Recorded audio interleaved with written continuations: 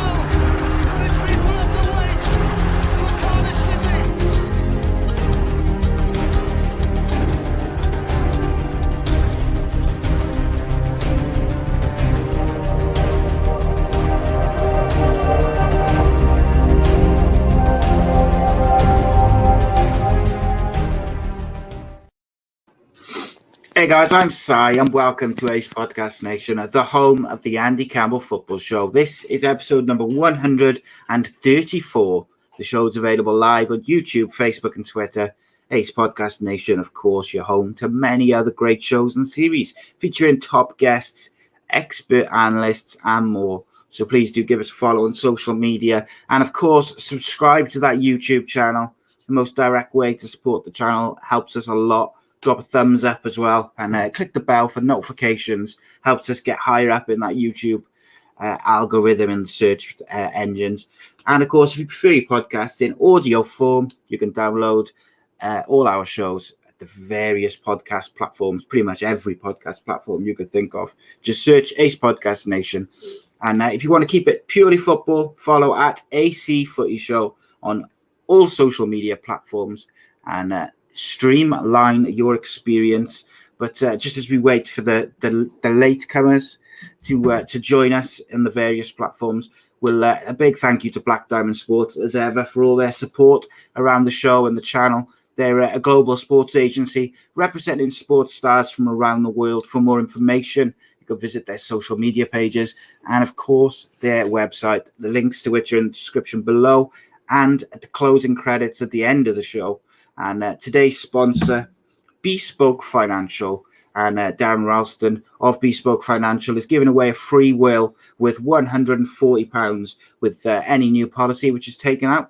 Please check him out, give him a call, and don't miss out on an incredible offer. He's looked after Andy with various policies over the years, including the critical illness, the injury cover. They are truly top of their field. They provide award-winning service, and we are very proud to partner with such a top-class brand.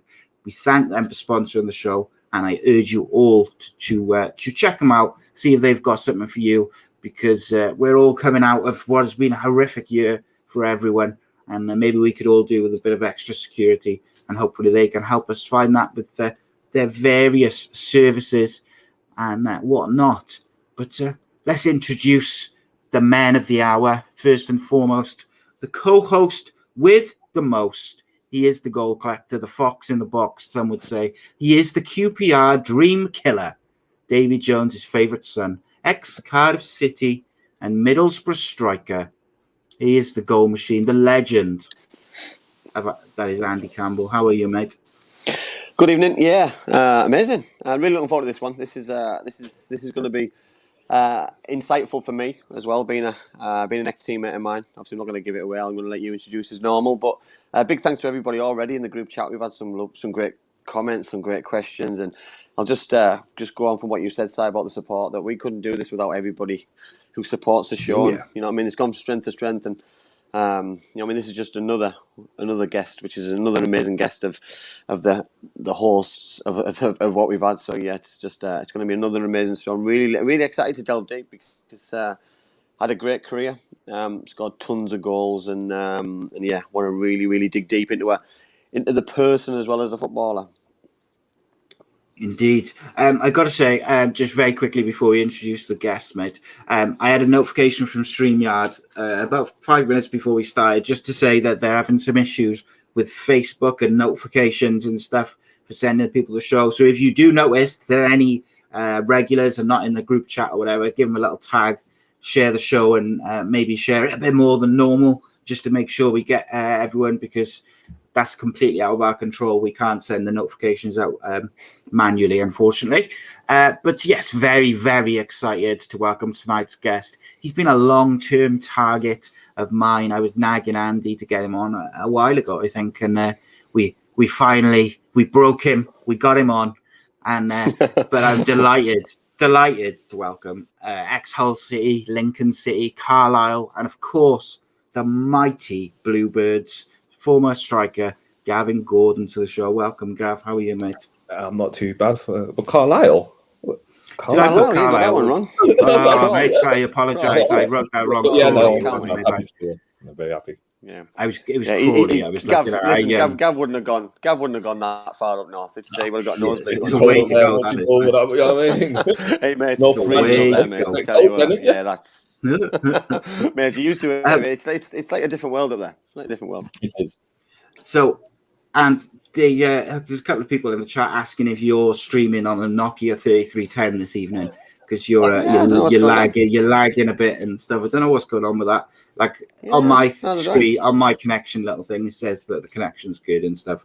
But where it is, you connect technology, mate. We're in the hands of technology. Got so much to talk about. If it doesn't improve, I will go out and come back in. So if I do go out, I will be come back in. So don't celebrate or worry either way. That's fine. But yeah, if Andy goes, we can talk about him. About him for a little bit before he comes back. But there's so much to talk about. Like, obviously, we're going to dig deep into Gavin's career and stuff. We're going to have a little Tell Me Why, where we get to talk about some other football news. But the place where we start is the Magnificent Seven, where we put 7 quick-fire questions to Gavin Gordon, so the viewers can get to know his taste a little bit.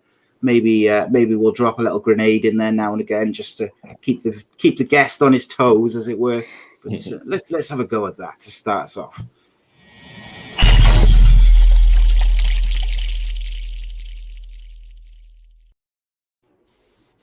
Okay, Gavin Gordon, Magnificent Seven, always nice and easy to start. Messi or Ronaldo? Messi. Favorite TV show? In the line of duty at the moment. See, I like it. We haven't had that one either, have we? No, everyone normally goes old school, don't they? So that's a new one. I don't know what I'm doing. I'm still waiting for my missus to give us the okay to start watching it, like from series 1. We've got so much stuff backed up. Put your foot down. Put your foot down, Si. Yeah, well, I don't know about that. Yeah. The answer I get is, well, don't do so many podcasts. So, and Becky, I know the bosses. Don't you worry about that. Oh, mate, there's no doubt. There's no doubt about that. Come on. Most hostile atmosphere you've ever played a game of football in? As in 4 or just anywhere, either 4 games, whatever. It's not the Leeds game, isn't it? We're going to talk about that. Oh, yeah, we're going to talk about Oh, that. Best manager you've ever played for? I would have to say for coaching and everything, it would be Lenny. Cardiff City or Lincoln City? Not sitting on the fence, Gavin Gordon. I'm going to have to upset a few people. It's going to have to be Lincoln. Sorry. Do you know what? Right on that point, and I know we're going to delve deep into that, but I respect people's honesty. I think, you know what I mean. Sometimes you've got to be personal towards yourself, say, haven't you? You know what I mean. And that point for me is just, I knew that answer was coming just because of what you do now, Gav, for the football club, but the past, what the football club's given to you, what you give them back to it, and you know what? Those kind of answers, they go a long way. You know, it's not just about respect. It's sometimes they make the person you are, as well as the other way around as well. So it's great answer. 100%. Angriest teammate?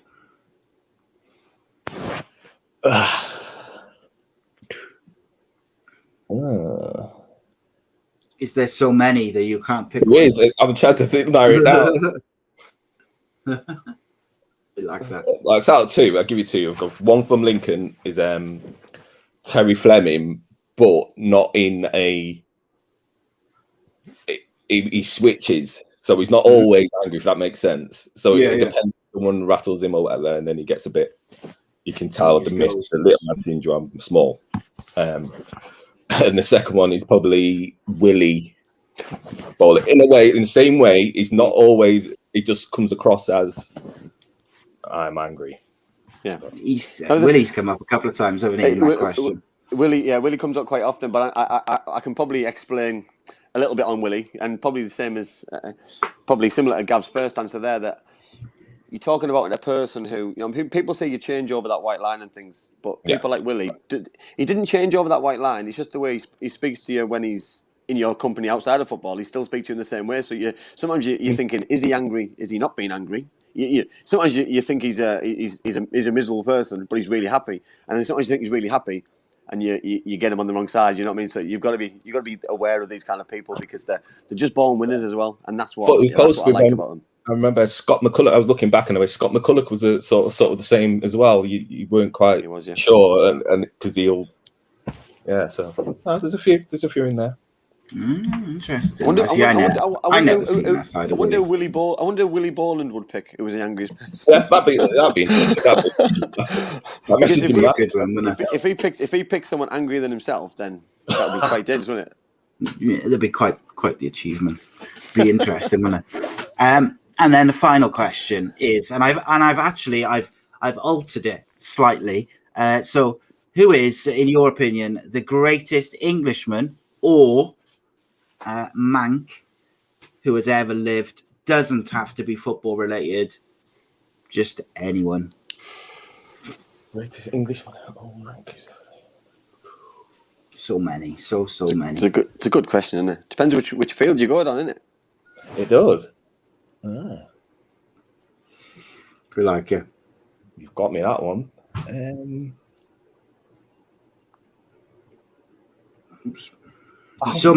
There's so many ways you can go, and it puts you on the spot, doesn't it? Because greatest. So you've done him here. I've done him. So who we had over the show? A few people have said Winston Churchill. Some people have gone for their parents. Me, I come up a lot. A lot of footballers say me. They just say that I've inspired them with my just sheer brilliance. Pop stars, maybe. Pop stars? You said a pop star? So no, actually, I was looking at music as well. So I was thinking of one now for Manchester, because I was thinking. Oasis, and I was thinking. Yeah, he's not a pop star, though, is he? Come on, he's a music star. He's a musician. Yeah, rock star, baby. I'll give you that. Not even a pop star. No, when you say pop star, I was thinking S Club 7. Greatest Englishman who's ever lived. Good band. You've said that, so I would say actually my gran would be the, because she kept everything straight and narrow, and I like that. So I'm going to go out now, because I wanted to do Gav's Magnificent Seven first before so I didn't ruin it. So there you go. Yeah, well, don't want to ruin it. The pop star, not even that at all. I did that. I wouldn't say pop star, but I was thinking music. Yeah, there's a lot of music though, isn't there, which come out of Manchester. Jeez, some quality stuff. But when he said pop star, immediately I was thinking S Club 7. Oh, Bradley from S Club 7, best Englishman who's ever lived. There we go. But maybe that's just me showing my age, mind, because I don't think S Club 7 are relevant in any way these days. But there we go. Let's see if Andy's internet. It should dial up broadband. Have you wound it up now? Yeah, I've just put 50p in the meter, so it should be all right. £50. That's the one. A lot of S Club 7 fans in the chat, which is. But you've got the Gallagher brothers, aren't you? So it's got to be Man City, also. Yeah, there's so many music wise from Manchester. There's just so many good bands and good singers, and just historic, isn't it? I love it. What have I started in the group chat? Yeah. Oh, mate, I know. It's because I just said Bradley from S Club 7 is the greatest Englishman who's ever lived. He started something now. It's legend. Will says, I know too much about S Club 7. Bradley is literally the only person I know from S Club 7. Although, wasn't Hannah? See if I can name them all. Hannah. There was a blonde one who had a bad back. There was a blonde one who had a bad back, didn't she? So there was Hannah on it, where she was the blonde one. And then there was another one. Sing a song. Can you sing it? Can you sing a song? Can I sing know the the song? songs. Yeah. Go on, you sing the song, Gav, and I'll film it. Oh wait, no, now. Rachel, that's the one. Rachel, that's the one. Yeah, that's the Rachel one. Stevens. Yeah, I was trying to remember who she was without saying something like derogatory by saying like the fit one, but I couldn't remember what her name was. But anyway, there we go. There we go. I was just getting myself in trouble and digging myself a hole. So let's get into it. Let's go. Tell me why. 60 seconds. So basically, Gav, with this, I give you and Andy 2 questions or subjects, and you have a 60-second timer is set, and you get 60 seconds to discuss or answer the question, discuss the subject. Set nice and easy. But as the guest for this evening, you get to decide if you'd like to go first or second. I'll go first, I think.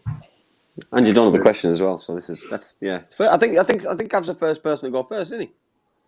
Oh, I'm not sure. Normally people yeah, they do back tend to go second. Like no, let's go for it. I might as well do.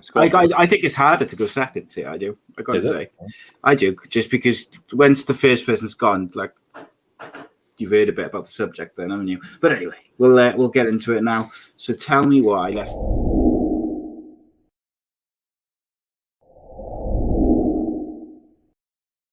Okay, tell me why. First subject is this week is the semi-finals in the European competition, and I would like you to preview that in 60 seconds. So I'll just remind you of the games: Champions League, Real Madrid versus Chelsea, PSG versus Man City, and in the Europa League, it's United, Roma, and Villarreal versus Arsenal. I say preview. I just mean, just talk about it for 60 seconds. Maybe how you think it's going to go, who you think is going to win, etc. But Gavin Gordon, your time starts now. Well, I think the first one is obviously Man City have definitely got to go through, haven't they? Like say, you have that false number 9 up front. Seem to play at the moment. We seem to play a lot better that way. So keeping the ball and moving it a lot quicker. But obviously it's going to be a challenge. You got Mbappe, Neymar, everyone. So the only worry with Man City is the defence. So that's the issue with them. So who's the one again? Madrid, Chelsea. Like I say, I haven't seen much of Real Madrid, but Chelsea look solid. They look like they've turned the corner a little bit. So maybe they might sneak it in the end, but I'm not sure about that one. Man United, again, they look not too bad. They're kind of flowing. They stop starting all the time. So, but maybe, United won't do it. And the last one is Arsenal, Villarreal. Your 60 seconds is up, but I'll let you finish because it's the last game. Go on. Yeah, Arsenal. I think Arsenal will go through that one. Interesting, that is. Be interesting to see if your predictions match up with Mr. Andy Campbell. The last time I remember United playing Roma, it was 7-1. So 7-1, yeah. Yeah, I remember that. Carrick, pinging one. That goal from Carrick was beautiful. It was, yeah. Scholesy ran the game that day as well. I was going to say, I seem to remember Paul Scholes was, and they had a dominant side by they had Mancini in midfield, they had Totti, so they had a world class. Yeah, they had a good side, didn't they? It'd be interesting. But Andy Campbell, European semi-finals. Your 60 seconds start now. Let's go. I'm hoping that all 4 British teams do us proud. You know that we've got we've shown how strong we are in England at the minute. Starting with the Champions League, listen, it's going to be difficult for Chelsea to play against a Real Madrid side who are just a little bit erratic. You know what I mean? They'll win one week, they drew against Betis at the weekend. It's going to be difficult, I think, for them. I've got more confidence in Man City. I think they've got, like Gav said, they've got better players. The false 9 for me is just so unpredictable. Phil Foden is just at another level. If he can play like he has been playing over the last couple of weeks, thought he was outstanding yesterday in the cup final. He was outstanding in both games against Dortmund. So I'd like to think it was an all-English final, but I think Real Madrid will edge that one. So Real Madrid against Man City final, in my opinion. And for me, I can't see anything but an English final in the Europa League. I think Man United will dominate. I think Man United will go on to win it, regardless of who they play. But I'd like Arsenal to win it just because I want Arteta to have a little bit of success, because if he doesn't, I do fear that his first season in football could be a real negative one. You're 60 seconds up, my friend. But Villarreal are a good side, by the way. Villarreal are a really underrated. good side. And I think Arsenal probably would have preferred to play Roma, to be fair. Yeah. Yeah, I think we might see an all-English final in the Europa League and the Champions League this year. One worry for the Chelsea game is that if Eden Hazard is fit, he's got a big point to prove, because he hasn't really hit the ground running for Madrid. And if there's one game where he wants to turn up and just show just how good he is, it's going to be the Chelsea game. And obviously, like Gavin mentioned, Man City, going forward, they're phenomenal. Phil Foden has really come into his own this year. But PSG are PSG. Like, going forward, there's not many teams who've got that much quality, and they've got players who can do that little bit out of nothing. And I know Man City have two, but when you look at that front sort of three, and even some of the midfielders behind them for PSG, some of those players can just do nothing, something from nothing. And when you've got players like that in a tight game, they're the ones who make the difference. Messi did it for Barcelona. Ronaldo's done it for many clubs throughout. I think on the Chelsea game, fellas, I think it's going to be for me. It's going to be like a chess game, because I see Tuchel, the way that he defends. Listen, we've seen loads of Premier League managers who get things right defensively. Chelsea were all over the place when Frank was manager, defensively. You know what I mean? But he had them scoring goals. Now Chelsea look like they're solid defensively, midfield. They look solid. They still look dangerous on the break, but they don't look like they're going to score as many goals. But sometimes one goal is enough to win a game if you're solid enough and good enough in the defence. So it'll be. If Real Madrid turn up like they did in the first leg, it'll be difficult to stop. But if what I watched Real Madrid on the weekend against Real Betis, and they were bang average, but they've got a bigger game this weekend, so it's trying to trying to see which is the most important game. It's the most important. So as soon as they step into that Champions League, they seem to go up another level, don't they? Yeah, totally. They turn up, Gav, don't they? And I think that's that when we're. You being a Man United fan, and obviously I spoke to Arsenal fans on a podcast last week that I asked them about the importance of the Europa League. You know what I mean? Is it that important? You know what I mean? Because the dream's to get in the Champions League, right? The dream's not to you know what I mean, to be distracted by this, because you know what I mean. This can be sometimes a bad distraction for sides, but at the end of it, there's a bigger reward, and the bigger reward is to win a European competition, because this is the second biggest European competition in the world, so it's just beyond the Champions League, so it's got to be important. Here's a question for you as well, though. Arsenal on Friday were absolutely appalling. Like, they were dreadful. It's one of the worst performances I've seen all season from a Premier League side.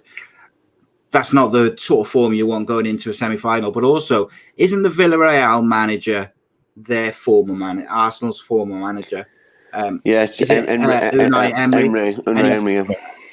I just saw, I think it was Reece in the chat said that he's a bit of a Europa League specialist as well. So he was manager of Seville, wasn't he? He's manager of Seville when they won it a couple of times. I don't think any of those, like, whilst I think over two legs, I think most of those British sides should go through, most of them. I just wonder whether there's in every game, there's almost like a little bit of a storyline going on there, whether it's Hazard and Emery and United is so stop-start. Roma will have a point to prove. PSG versus Man City is just like, will PSG finally, win the Champions League? Will Pep and Man City finally win the Champions League? There's so many little threads to the different ties. It's going to be a fascinating week of football. But we still have one more question to discuss. And I know Andy's going to enjoy this one, I think. So, Gav, the question is, Jose Mourinho was sacked by Spurs a week before a cup final. Did that effectively cost them any chance of winning the League Cup final before it kicked off? And also, any thoughts on the game generally? Your 60 seconds starts now. To be honest, no, I don't think it made a difference because of. I think what made the difference on the weekend was Harry Kane coming back, not being fully fit, and firing how he was before he left. If the Harry Kane before he got injured was playing, I think it would have been a bit different game, because to be honest, Man City controlled the game especially in that first half. Second half, it was a bit more even,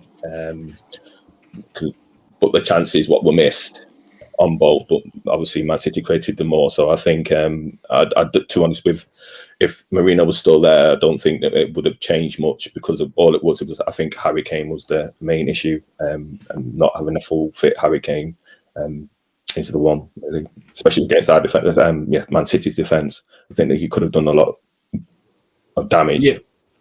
Yeah. And 2 seconds left. That was perfectly timed. Andy Campbell, the same question to you, mate. 60 seconds. On your way, son. I'm going to go yes, because I just think that you just never know. You never know the outcome, what might have been, how different it would have been. I totally agree with what Gav just said about tactics, team selection. I think Mourinho would have been a little bit stronger if players weren't fit. Potentially, he wouldn't have played them. He might have put them on the bench and mixed things up a little bit.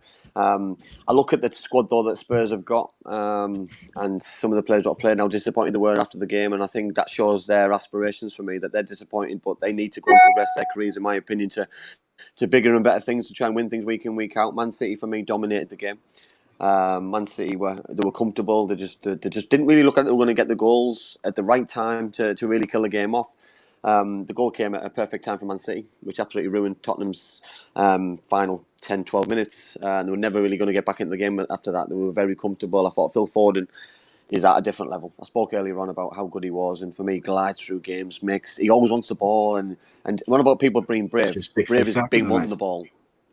Brave is wanting the ball and not just tackling. Yeah. He's immense. I like him a lot. Definitely, at this moment, Phil Foden is superb. Yes, absolutely. Donna says she thought Ryan Mason looked a bit lost, which I think you can't expect him to come in and be like a tactical genius in his first game in charge, his cup final. But also, Gavin said he thought Pep could have given Sergio Aguero a couple of minutes for a finalist last game at Wembley for him. Do you think there's any room for that sort of sentiment in a cup final? I was thinking exactly the same thing, because about that, the way the game was, and especially after we scored, I think he could have brought him on there, because the way Sterling's is bang out of form at the moment. Anything he tries at the moment, it's not working for him.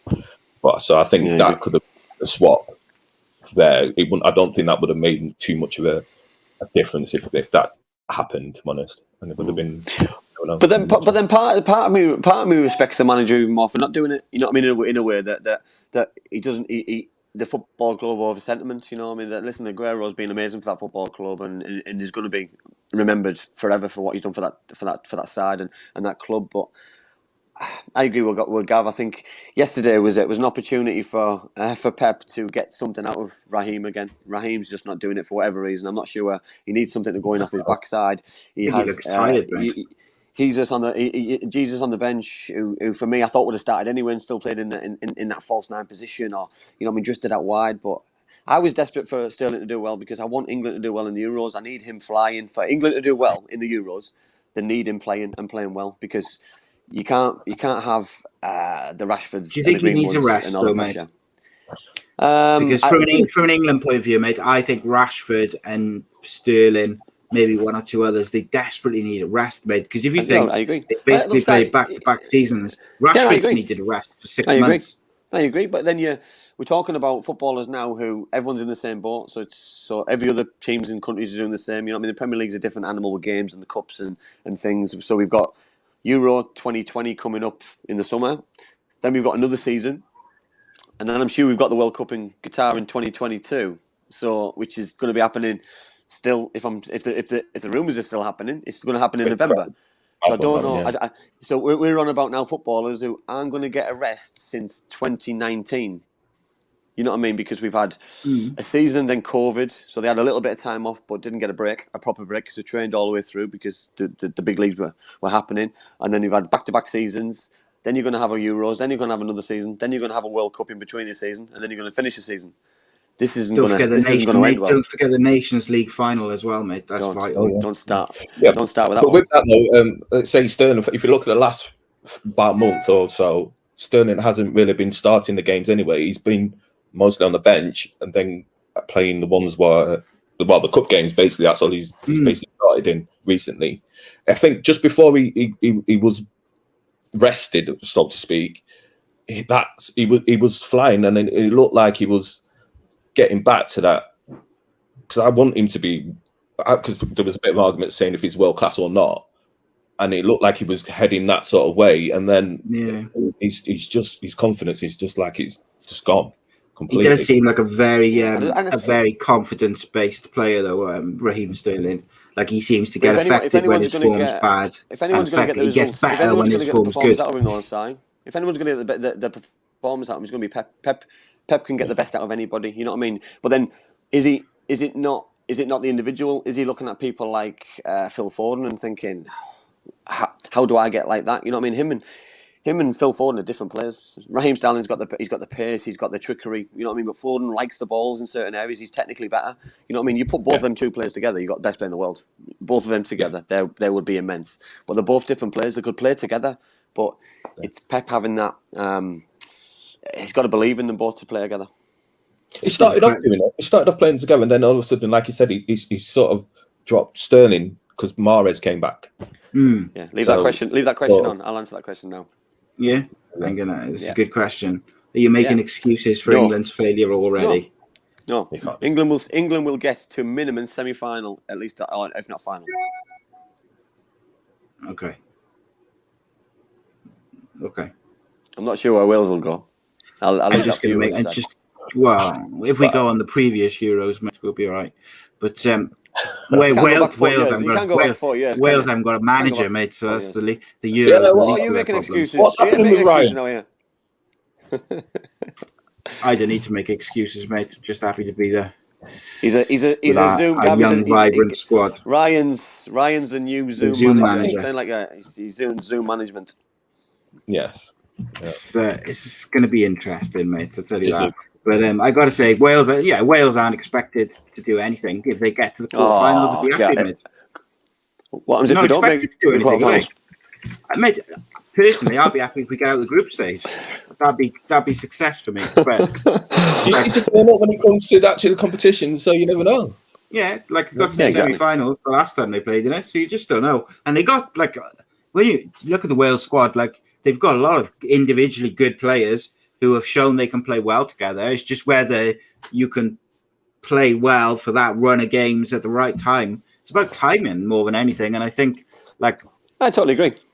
For me, I agree with you. I think if England don't make the semi-final, I would regard that as a failure, really, because I look at their squads to the other Euros teams. Which other nation in the Euros has got a deeper squad selection, a squad of players to select from, who've you can go 6-7 strikers down and you still have a good strike force. I don't think any other nation's got that depth, which England have got. I'd probably put England on par with the French, the Belgians, But even those teams, strike force is sort of on par, aren't you? So. But even those teams, if you go out with their first 16 or their first 20, their first choice squad, if you go outside of that, I don't think they've got the same depth. Whereas England, say you've got your first choice 20, if 5 of those players drop out, you can replace them with 5 other players who are at very least very good, if not as good, or really, sort of up and coming, highly rated young players. It's just England's problem is that they don't seem to be able to collectively get it together when the tournaments come around. And you can blame the pressure the media puts on them, or whatever it may be. There's various reasons over the years, but ultimately, I don't think any European nation has the same depth which England has to select from. I think England have got the best opportunity this tournament with where it is, with the players they've got at their disposal, with the manager. Everything at the minute is in their favour because I don't see, I don't see the press putting pressure on the players like they have in the past. There he is, Mr. Negative again. Having the country. Listen, I'm a passionate English. I want England to do well. I want England to win every single game possible. But I'm also a realist. I'm not going to sit here and say England will win the Euros, because I'll be happy with them semi-final, because I think you've said it there, Si. If they don't get to the quarter-final, semi-final, they've underachieved because of the calibre of players they've got, like the golden generation with Beckham and Steven Gerrard and Emile Heskey, Michael Owen, etc. You know what I mean? We're on about groups of players, but one time someone's going to get it right. And whichever manager and groups of players get it right, they're going to be absolute heroes like the guys in 66, and rightly so. I think this one's a bit different because you've got players playing abroad. So you've got players who are used to different cultures. And when it comes to tournament football, I think we were a bit naive and just to one league. Now we've got different leagues and different experiences coming to the group. So I think if he picks the right squad, a good balance, I think we've got a good chance. A very good chance. I also think as well, that England, all the young players like your Fodens, your Raheem Sterlings, your Rashfords, all these guys, they've grown up in the social media era, if you like. So they're used to that sort of pressure now. Whereas I believe it's a different type of pressure to the pressure that the golden generation had on them. That was all the media. Whereas I think the pressure on players now is more from the abuse they get on social media with a little bit from media. And I think it's different. And I do think, but Craig makes a great point there. He says, if England win their group, they play the runner-up in France, Germany and Portugal's group. Like, they haven't got an easy run. No, you've got to beat them anyway. You got to beat them. You got to beat them anyway. So for me, when you play them, you still got to beat them. If they beat them, then the quarterfinals and semi-finals are going to be easier. Yeah, absolutely, mate. But I think at the end of the day, when you get to a tournament, there's no easy games, is there? Because whether you play in France or you're playing Northern Ireland or you're playing Wales or one of the smaller nations, on their day they can beat anyone. One thing I respect from football fans who have got a passion for their country is every single Welsh fan who I've ever come across, by the way, supports their team and their country, regardless what team is picked, regardless who they're playing. They still expect them to win. England fans aren't like that. You know what I mean? Some English fans want England to lose, and I can't understand that. I really can't understand it. You know what I mean? For me, I'm born and bred in England. I want England to win if they're playing the best team in the world or the worst team in the world. I'm not really that bothered if performance levels. I don't get excited by watching England, but I still want them to win, and I'll still watch it because that's just the way I've been drummed into my dad. I watched all the games in Italian 90. You know what I mean? Gutted when obviously we lost on penalties against Germany. You know what I mean? And it's given me that appetite, and that's where I fell in love with football. You know what I mean? Probably Mexico '86. You know, it's just this is where football came. It's where football came. It's just, you know what I mean? And that's where I think people forget that, and people forget how passionate they should be about their own country. The country's got its downfalls, but it's got nothing to do with the football. You know what I mean? So support your country. Jesus. Society, innit? Yeah, society. You can't society, can you? So Rob Boyle says your Euro shows are either going to be outstanding or unbearable. But in fairness, both the guests that we've got lined up to be our pundits on those Euro shows going to be blockbuster viewing, mate. There's a couple in there who do not hold back, mate. I'm thinking of those two Welsh ones which we discussed the other week.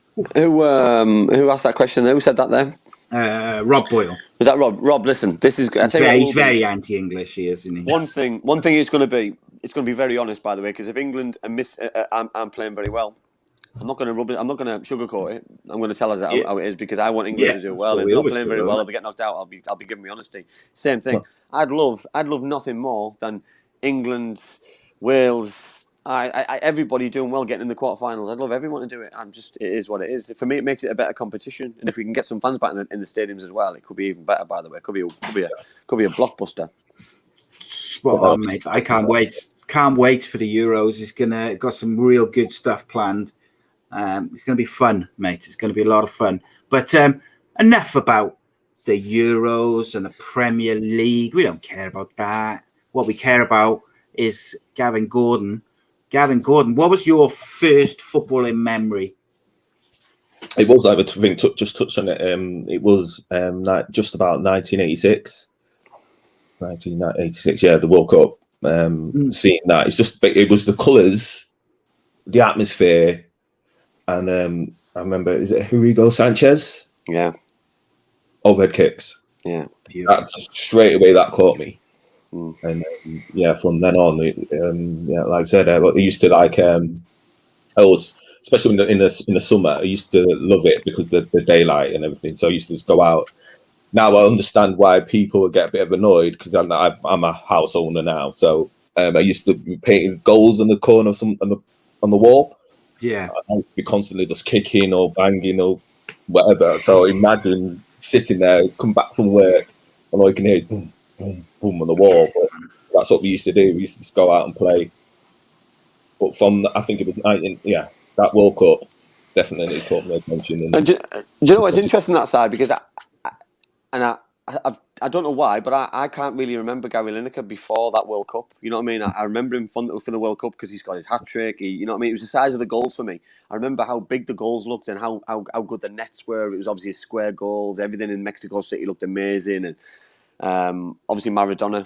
You know what I mean? And everything about that World Cup just oozed class, like Gav just said there about the colours and you know what? It makes for me the World Cup special because everything about it, everyone's passionate about it. Everyone wants to win. We always get some kind of talking points about it. If that's hat tricks, overhead kicks, handballs, world class goals, players, victories, underdogs.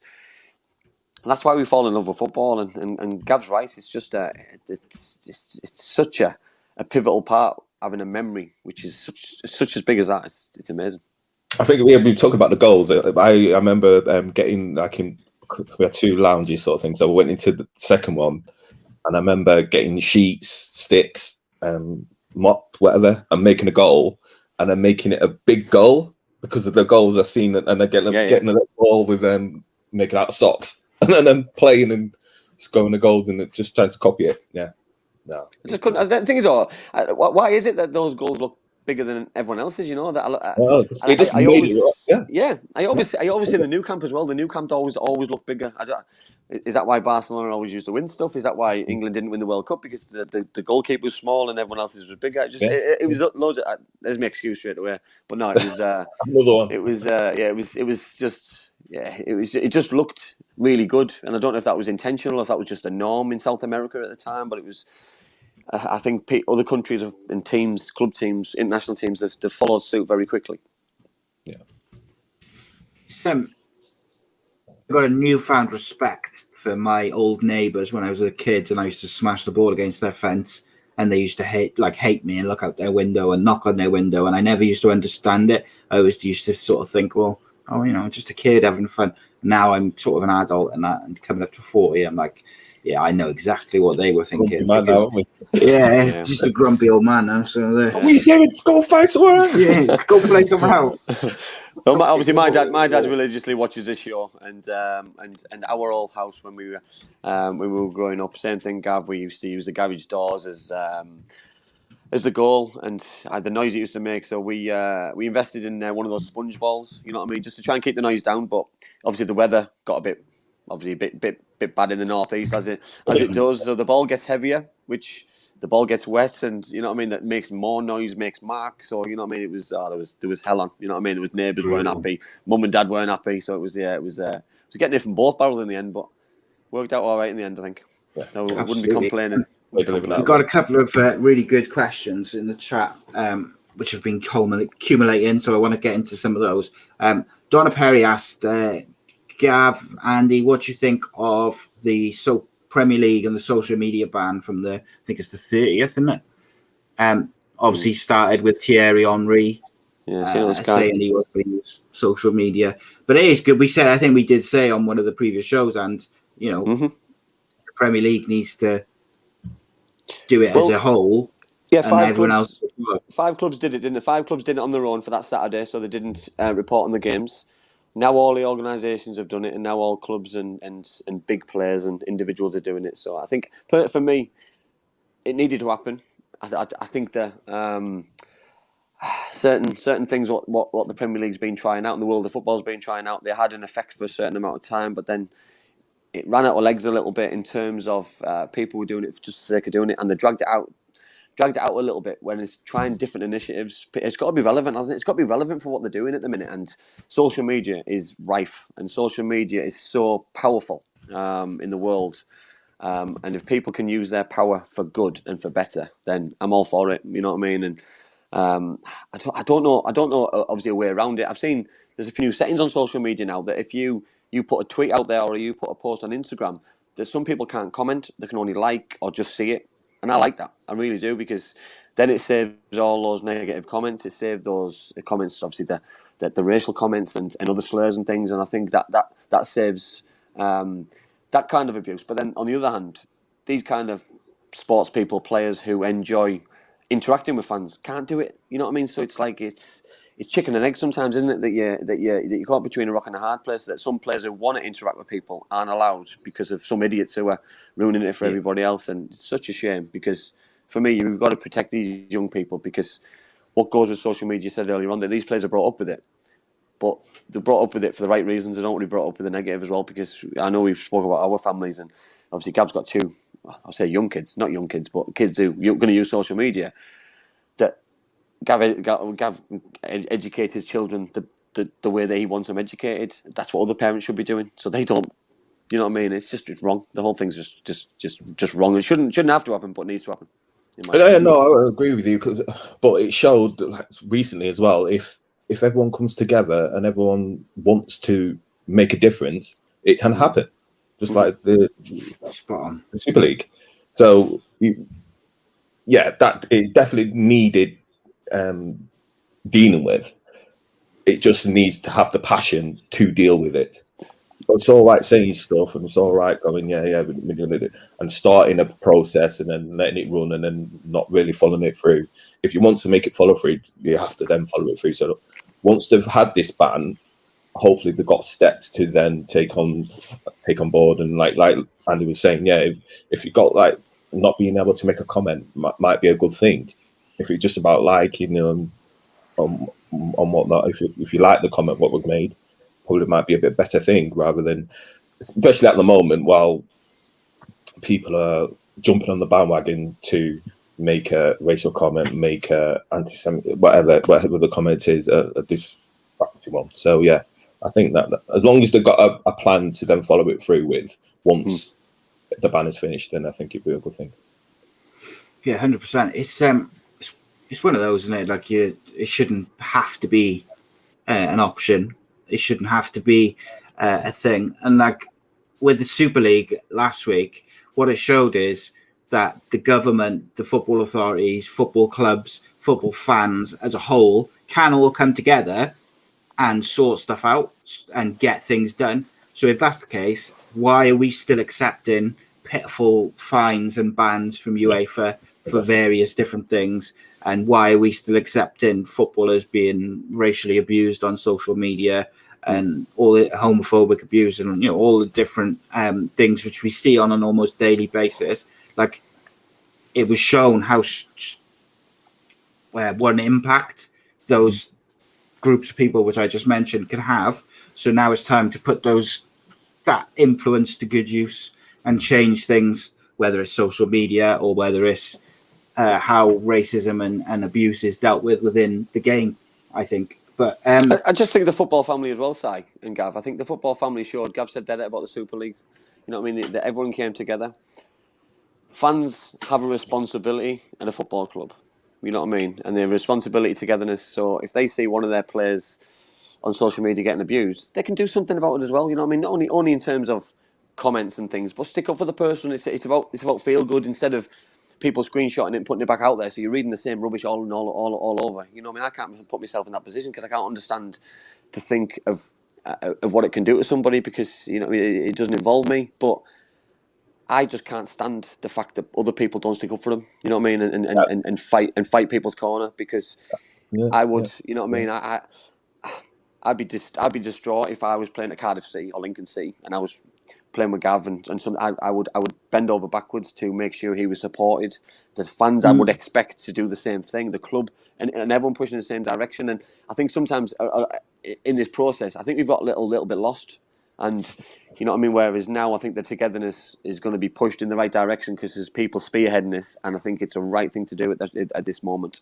You have to agree with you, definitely, with the self-policing. I think that should be a given anyway. If people see something disparaging in one of your fans saying against one of your own players, then you surely got to be saying something. Go, that's not right. You need to stop that. Or you can't just let that one go. Like you say, taking a selfie and saying, look what this person said. Well, no, that's not really stopping it because you're just highlighting the issue again. Yeah. Just have a go at the person who's then go, well, no, that's not enough. We don't want you on there saying stuff like that. Surely, as a human being. Well, it's just the ethical right thing to do, isn't it? You know what I mean? That you've got, you know what I mean? Do people put these comments there because they want the abuse back? Because then they get loads of interaction with people because they don't have. I think it's just on the bandwagon, isn't it? I think it is. And that's what's wrong about the society. It's wrong about the world. It's wrong about, and it's not football. It's got nothing to do with football. Football's just it's irrelevant. These people, for me, are they fans of this team? Probably not. You know what I mean? But it's irrelevant. You know what I mean? If they're an Arsenal fan and they're saying it to a Man United player or vice versa, it's wrong on so many levels. But it's got to be dealt with. You know what I mean? And it's got to be dealt with in the right place, but by the right people. And for me, every account should be verified in terms with this your account. And if you do something which is against the law, then you deal with it. And that's the same as if my kids did something, then it's a consequence what goes with it for me. Yeah. 100%. And just to finish on that subject, Reese David Evans put a comment. He said, social media could have been something great, and yet it's full of women selling diet stuff aimed at kids, people sending racist abuse, and people telling you aren't right unless you look like them. The whole thing is a disgrace. And I think that's it, isn't it? Like social media could be something that's really special and amazing, and it's just kind of but it is also, isn't it? A cesspool of hate. Yeah, but it is though, isn't it? Because you know what I mean, we've all got people who watch this show. We've all got people who like what we've achieved in football, for example, Gav. That people want to see pictures of, all photos of what you've achieved and you playing games. So why should we not be able to give them back? Why shouldn't families be able to see? It's a way of interacting with family members. You know what I mean? Like, my mum's my biggest follower on Instagram. She comments on all my photos. She does, you know what I mean, on all my posts on Twitter. So it's like, you know what I mean? It's an option for them to see photos which you don't send to people because you don't have time to.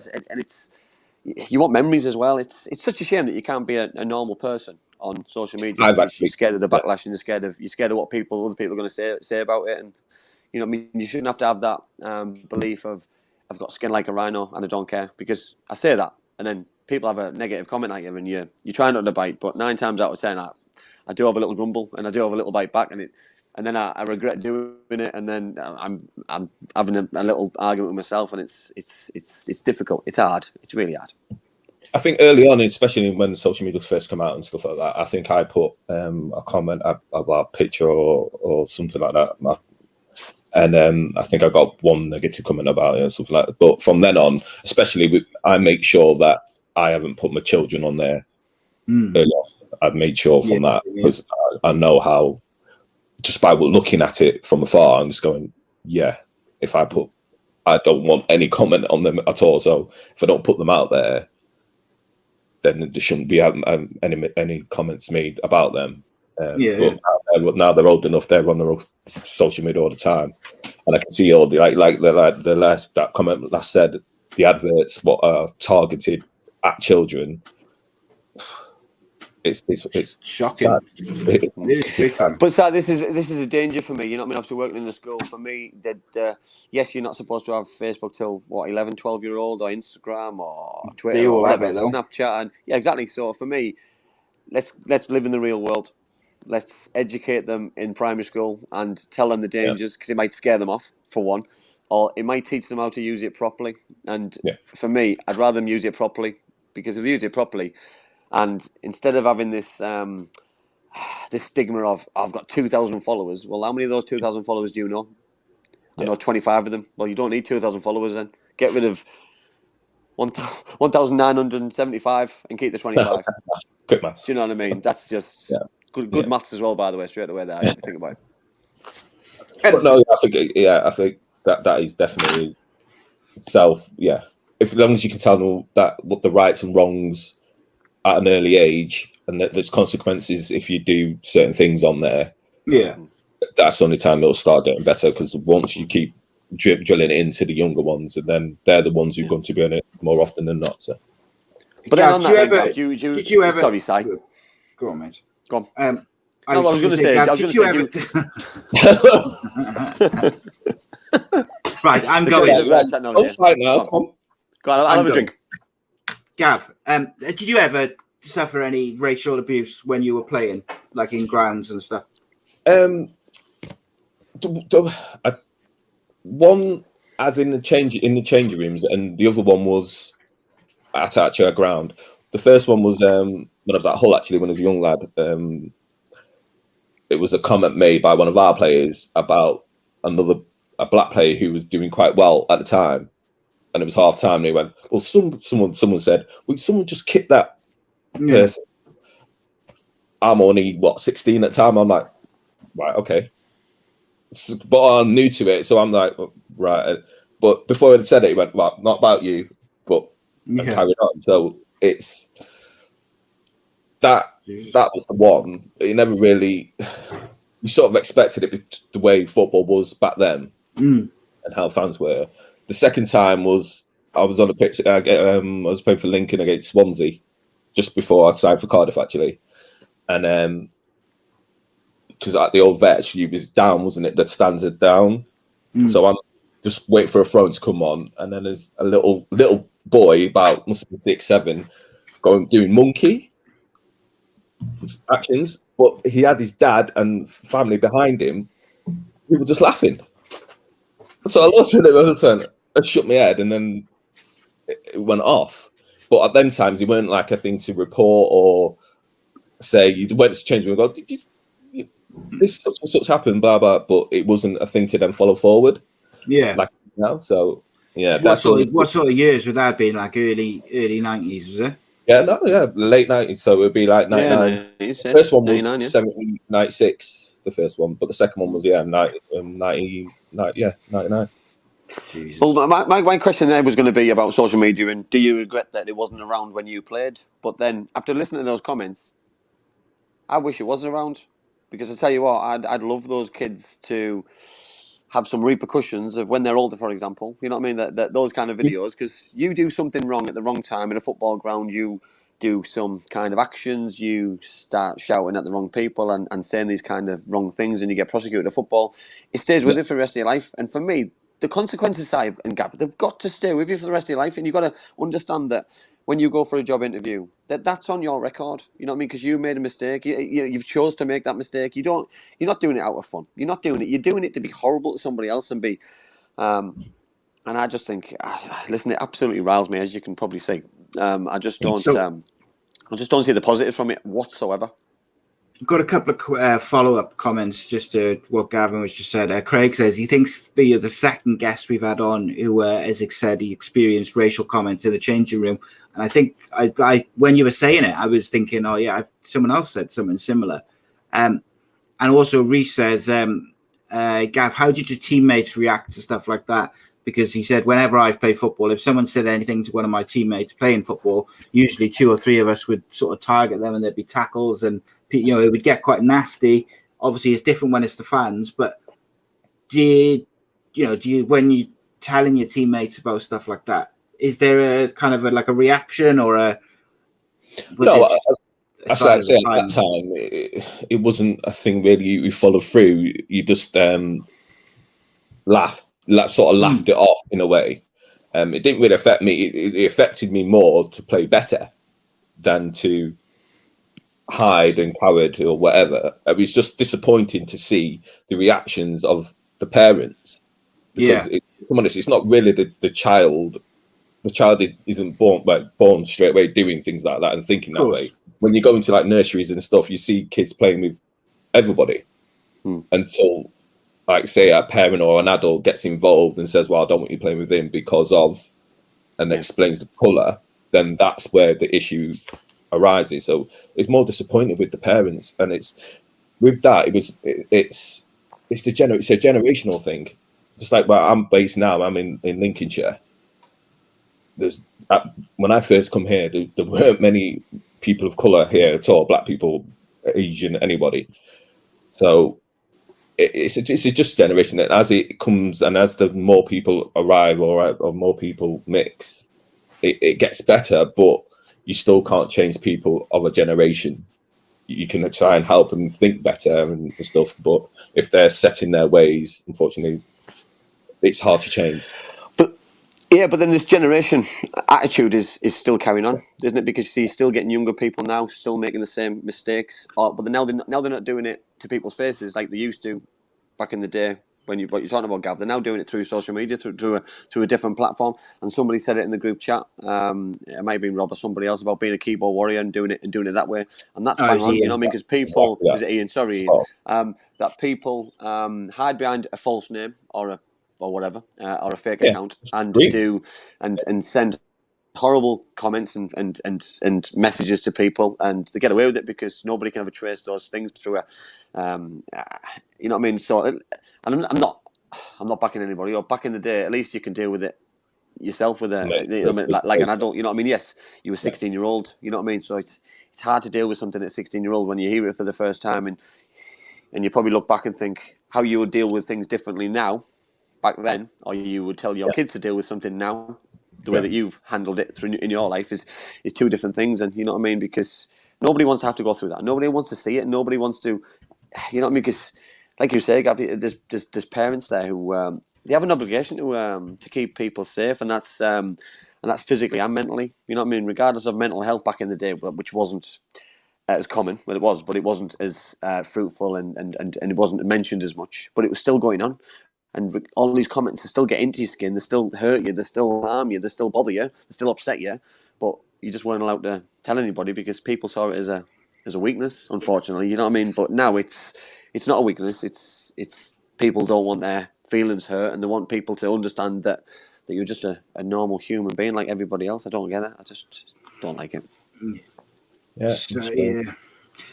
So Gav, obviously we mentioned earlier on the Cardiff and Leeds game when we did the Magnificent Seven. Obviously you played in that, and I saw a couple of comments early on in the show from the chat about you flattening Rio Ferdinand.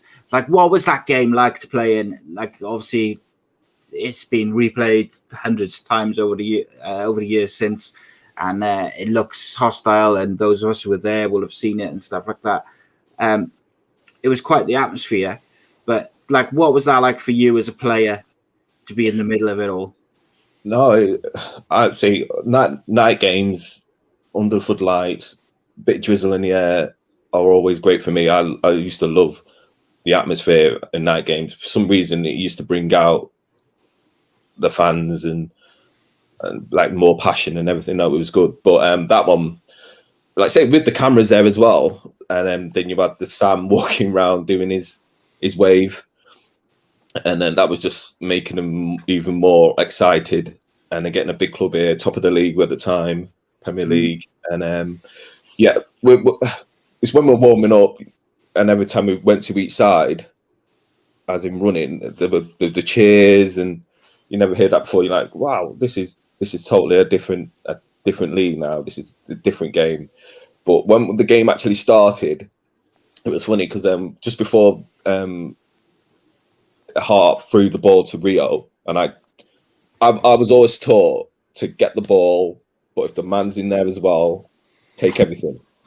So that's how I've always learned how to tackle, and so that's what I did. But with that, just like I say, a throw before, someone threw a small whiskey bottle, and it just went past Hart's head, and you could see him look down, see it, and go, and just sink. So from that point on, I think we had them, basically, because some of the players did not want to be there at all. Well, there was in the pitch. They didn't want to go off it to throw or anything. That's why he got the ball and just did it quite in between. So even when I've hit him, Rio's bundled off somewhere, and then he's rolling on the floor. Then he's gone, Harty, what are you doing? Mm-hmm. Because it was a poor throw, and he had to go for it. And then, but yeah, unfortunately, there was a Leeds player who refused to warm up, who was on the bench as well. He was asked to warm up before he came on, and he wasn't having it at all.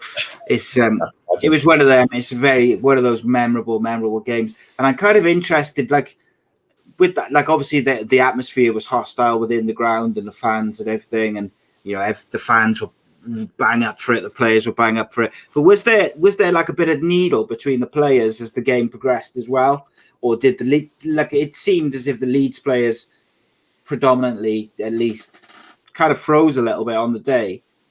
Did you guys feel that, or was there a bit of needle there, or was it? No, I think you could see that they weren't the same. I think the only bit of someone was saying anything was it Smith, Alan Smith? Was it? I don't know. He was talking to. Was it Leggy? He was talking to, or I think it was. Yeah, I think it was. But that's the only player who actually said anything. I didn't hear much from Viduka, Fowler. Literally, they just. You can see that Woodgate didn't say a word. But I think he was probably the best opposition player, just for reading of the game and everything like that. But he didn't say a word. It weren't like one of them aggressive ones. Who came on? Was it Paul Williams? No. Rio. I'll have a look now. I'll find out. Gav, I want to know about the preparation as well, though. You know what I mean? So, was it just like a normal game? Was it built up to be? You know what I mean? So obviously, the hatred between the fans was something special. Yeah. Obviously, it was an FA Cup game you were playing against. In my opinion, at the time, they were the best of the best. They were top of the Premier League. They were doing well in Europe. You know what I mean? They had such a good season. They'd spent loads of money. They had the most expensive defender in world history. You know what I mean? Playing against. So, as players, as an individual, for you, how did you prepare for the game? Was it normal, or was it extra special? No, that one was pretty normal. It's always a bit of excitement when when you're in front of the cameras. Because at that time we weren't that regular, and so once you had them, and then they were top of the league, and the players, like you said, the money what was invested in that squad. But me, just before the game, everything was pretty much the same. I was quite relaxed with it, and I think we knew the side the day before. But yeah, it was nothing different. It was pretty much a relaxed atmosphere because Corky? It was always been like that anyway. Yeah. We just literally just went, just win, get out there and win. Did Sam Man speak to you before the game? Do it, and that was it. So that's what we did. Did Sam come in the changing room before the game? Stephen McPhail was on the bench that day for Leeds. Didn't come on. No, right. That's great, man, isn't it? But yeah, I think he came in as his little. I think he came in briefly. He didn't say too much. No, with Sam, but he knew how to get the atmosphere. He knew how to. He's a showman, isn't he? So yeah, he's selling Cardiff at the same time as selling and promoting Cardiff, and that's what he did. And we helped him by winning the game, basically. So. Yeah, you just mentioned there, Gav, about Corky and about that's what he does and that's what he is. How disappointed were you that Corky lost his job? Obviously, a week later, the following weekend when he got beat by Wigan 4-0? Yeah, no, I was sad with that because they brought me in, and it was just the way, because it was new. I don't think it was been in the game that long. Was there as manager? Was that his first, or was it? He hadn't. I think that was his first season, wasn't it? You know what I mean? Because I'd spoke to him after the Leeds game.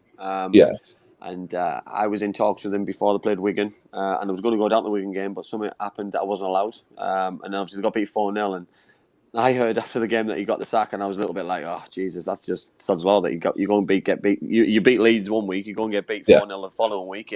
As players, how do you comprehend what's just happened? Because you've just had an amazing week, you've had celebrations, you've done this, you've done that, and then that's what happens. And I think that's exactly what it was, because when you do have such a high, it's hard to drop and then get yourself back up. Yes, it's not intentional. You do try. Every time you go out on the pitch, you try your hardest. It's just, it was a totally different atmosphere, and it was a little plateau. And unfortunately for Corky, he paid with it, didn't he? But no, just the way he spoke to you, because you spoke to him as well, didn't you? Yeah. It was just, I liked it because it was very blunt. It wasn't really in depth. It was right. You get the ball, you give it to him, get him the ball, cross it, back post. It's funny you say that because when I spoke to him, he was telling me how he saw me coming into the football club. Basically, it was, and when you talk about tactics and things, it wasn't tactics. It was basically play up front with. He spoke about you, and he spoke about Leo, and he spoke about flick-ons, and he spoke about pace. And I thought, this is my kind of manager because I'm talking about playing to my strengths. I'm not on about holding the ball up and playing it behind and doing all this stuff. I'm on about the kind of football that I wanted to help fulfill my potential, and the players that it would help me do that. And the two players I've just mentioned, obviously you and Leo, were two players who had a big influence on the way that I played because it stopped the stuff that I couldn't do, the stuff that I didn't like to do. But he knew that as a footballer, he knew that because every footballer has limitations, right? And obviously Corky, with the career that he had as a player, he had his limitations as well as a player, but he obviously got the best out of what he had. And with the crazy gang and with all that, you know what I mean? Sometimes you can do a lot with togetherness, and I believe that's what happened with us, lot of Cardiff City. That's what happened with the cup final. But I know we just spoke about their side about the Wigan game, but Gav will agree with me here. You know what I mean? 1 week, the Cardiff City Football Club players, staff, team have played in front of Ninian Park, Sky cameras, sellout, hostile atmosphere. You go to the JJB. I'm not over exaggerating here. It is the worst atmosphere I've ever witnessed playing a football game. It's a reserve game. There's no singing. There's no, even when they score, the teams, the fans don't even seem to cheer. It's a rugby league. It's a rugby league. It's a rugby league stadium. Didn't they have that awful goal music as well? Yeah. Well, that's the only excitement you get. You know what I mean? Because it's instead of opening one stand and having a sellout on one stand, they had a few people spotted here, there, and everywhere, and it looks horrific. There's hardly any people there. I remember when they got promoted. They won the league when they had the Duke. They had Ellington up front, McCulloch up front. They used to score goals for fun. Leighton Baines played. They had a really good side. I know Roy Carroll was still there. I think. Top of the league, doing really well, and they couldn't even sell out. You know what I mean? So it just showed that it was a rugby town, and rugby was what overdid that ground. And listen, lovely place to go and play and to get changed. Felt like a proper player, but atmosphere wise, it was disastrous. And that's exactly what it was. As soon as you come from such a high to that, it's like the Lord Mayor's showing it. It's hard. It's difficult for players, and I'm not making excuses here, by the way, because people will think it's just another game. But it's so hard to raise your standards right back up here when you've done it against Premier League players, international footballers, full crowd. You know what I mean? There's so many distractions from one game to the next, and then you've your adrenaline. You know what I mean? To bring it back down to try and go again, and sharpness. It's really difficult. And then when you take a heavy defeat, and then manager loses his job, and another manager who's already within the place. Obviously, Lenny was director of football, I believe, at the time as well. So it's, you know what I mean? But he came in, didn't he? He came. Yeah. But with that, though, I think that's what the Cardiff were basing their strategy on, as in getting the players for each different position. So you do this job. So I want them to go down. So I need a couple of wingers, and I want someone to flip the ball on for someone running in behind. So I want that one, and I want that one. He needs cover as well. So I need two of them. And that's how they just. If you looked at the squad, which I did some research before, and that's what they basically based it on, just getting players for the right positions, and obviously it worked, didn't it? So. Yeah, I totally agree. I want to go back a little bit, Gav, because obviously I read a story about how you came to sign for Cardiff City, and obviously, you know what I mean, sometimes, unless you hear from the horse's mouth, I would love to know the truth. Obviously, you played against Cardiff for Lincoln. You scored. I believe you scored 2, unless I was given the wrong information. Was an agreement put in place that you were going to sign for Cardiff City after that game? No. Well, not no one told me that. What I heard after the game, that they were looking at a striker, but they were looking at someone who played with it was Tony Battersby. Right, okay. That's what I heard they were looking at as first. Whether I was down the list in that, I'm not sure. I don't know, but that's who. And then once I did what I did, and like I said, cheers, Jord. He keeps he got me to move. Top man anyway. But yeah, once that happened, let's say as a player, I didn't hear anything until it was about 2 weeks later, and then I got called into the office. It was Phil Stant, who was the manager then now, and he just explained that right, Cardiff's coming for the decision, and that was the first time I've heard anything. So as a player, I didn't hear anything else at all. Interesting. The thing is, though, it's sometimes games define moments, don't they? You know what I mean, in careers and things. And when you go into a game, you know what I mean, you hear about clubs looking for players and things, but it's the last thing on your mind, isn't it? When you're going into a game as a centre forward, that if I score against Cardiff City, they might want to sign me. It's just you play for your football club and you do your best for your football club, and just want to score as many goals as you can. If you get a move, then it's bonus. It's fantastic. But you know what I mean, the goals you were scoring for Lincoln. But with me, that's just how I was. I didn't. I'm like that. I don't really go in depth, and I don't overanalyze anything. I just when I played, I just also making sure that I was sort of right enough to play the game. And once I played the game, I just let the game go. And if you're doing well, you're doing well. You're not. You just try hard to try and impact the game. So. Yeah, I never. Maybe that's the reason, because I'm sort of I was very shy when I first started, and then I've gradually got a bit better. So I never really spoke with or tried to, like say, nosy in and trying to in depth in like the backroom staff and everything like that. Maybe that's the reason why I probably didn't get further or carry on a bit longer. I don't know, but I was just never like that. All I wanted to do is play football, which I managed to do. And if I believe that if you play your game, if you got the quality, and if you're in the right place at the right time, with most of football, if someone sees you in the right game at the right time, then yeah, you get. Listen, that's great. Honestly, by the way, that's fantastic. We got loads of questions in the group chat. By the way, I just want to ask one more question. We'll follow on what you just said, because I can't let it go. Is that a regret then, Gav? What you've just said there about not being probably closer to the coaching staff and things, and you might have played further. Is that something then that if you could change anything in your career would change again? Are you happy and comfortable the way that you did it? Because for me, things happen for a reason, and you know what I mean. You live your life, or you play your career, you play your games in a certain way, and at the time you do things for the reasons that you believe are the right reasons. So you know what I mean. But is there any regrets now you're packed in that you would have changed things? Yeah, no, it's just mentality, as in I would say pushing yourself a bit more, so to speak.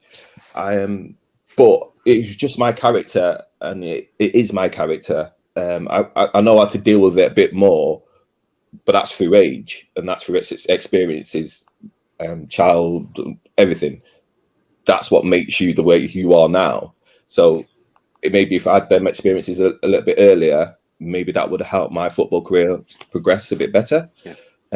So you always speak to fans. I always spoke to fans, and most of them were saying, well, if you just did this, if you just did, and I understand what they were saying, but with me, it was once I started to get a run going or getting in there, it was either an injury or something would happen. So unless you're just like with Sterling, we were talking about Sterling before, confidence player. Exactly what I was. So if I felt confident in my body and I felt fit, let's play. Soon as I felt a niggle, or so as I felt something not quite right, it was sort of there. You try and forget about it, play your game, but it was there. And I needed to be stronger mentally to try and take that away, if that makes sense. If I could separate that a bit better, who knows, it could have been a bit. But also, though, on that point, because me and Si spoke about it, Si, haven't we, about now within a football club, there's more sports scientists, there's more medical department people who are there to do that job. So they're there to tell you to not worry about this, that you are fit. You know what I mean? That niggles, it'll clear up. You know what I mean? Whereas, listen, I don't think I ever played a game where you were 100%. Yeah. Sometimes you're lucky if you were 70%, and you just played because you didn't want to lose your place, and it was so. and then you pick up a serious injury or a bad injury, which keeps you out weeks, months, whatever. And it's just then you regret should I have played? Would I have got injured if I'd left it a week or 10 days or not played? But then someone else could have taken my place, and there wasn't a case of getting rested. It was a case of you get dropped. Back then, it wasn't a rotation basis. It was if you're playing, you were in the team. If you didn't play, you were dropped. It was just one of those things. You get on with it. I made a list of like some of the strikers. It was like you obviously Leo, Dave, Kev Nugent, Kurt Nogan, Brassy, Jason Bowen, Ernie, Peter Thorne, Alan Lee. Brassy on Brassy now, because Brassy still plays up Newcastle, plays for I think he's Newcastle Benfield, so step 7 or 8 player manager. Scored 35 goals a season, and he's done it for the last 7 or 8 seasons. You know what I mean? So 41, 42-year-old, it's ridiculous. It's outrageous for someone to be able to still be able to do it. It's just hats off to him, because it's not easy being a manager. You know what I mean? To be able to put your reputation on the line still to score your goals to you know what I mean? It's saving him quite a lot. It's saving him loads of money, by the way, on his budget, which is great. But so we've got loads of questions. I don't want to upset anybody. Yes, we have, mate. Don't want to take too long, mate, because people get impatient if we talk too much without asking their questions. So I'm going to start randomly with Gavin has asked a question, and he says, was it more pressure for being the Bluebirds record signing at the time? Was it? No, it was a different experience, because it was like a bubble. That's what that was the thing to get used to. Everything else, when you first signed, and the people at the meal while we were talking, I was like, wow, is this normal? So we had like everybody, like between fans, directors, obviously, Sam, and all that. And then you go into the paper and you show me the paper and all this. But the thing what really got me was just before my first game, and I think Corky went wave. So I've watched games, I've done everything and everything, so I know what happens. So I've gone wave. Yeah, we'll wave. Right, okay. So I've gone on, and then I can hear it in the background. I can hear something in the background.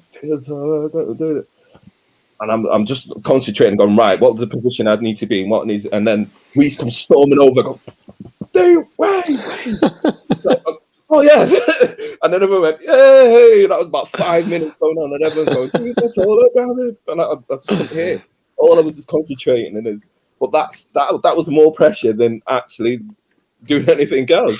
Getting away. So, but no, it was just mainly off the field is where I saw the difference, as in the pressure wise, because I remember Josh Slow going to, I think where we lived in Penarth, there was a Tesco, and then he went to Tesco to shop, and I think it was about the next day, it was in the paper that I seen Josh Slow in Tesco shopping. So I'm like, isn't that normal? But that made it more like, all right, okay, this is, you need to look down and you need to.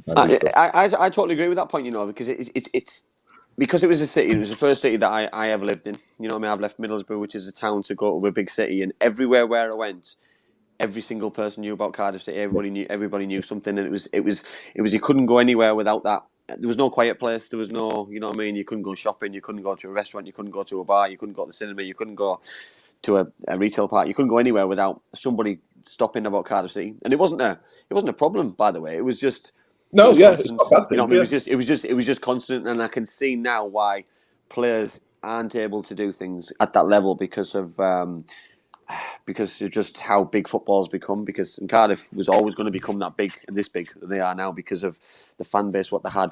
Yeah, back in the 2000s when obviously you signed and I signed, and it was just and it's great, and it's what the club needs. The club needs as many fans as they get. The club needs a big football team, because a huge city like they've got needs a massive team. And it's got a massive team. Yeah.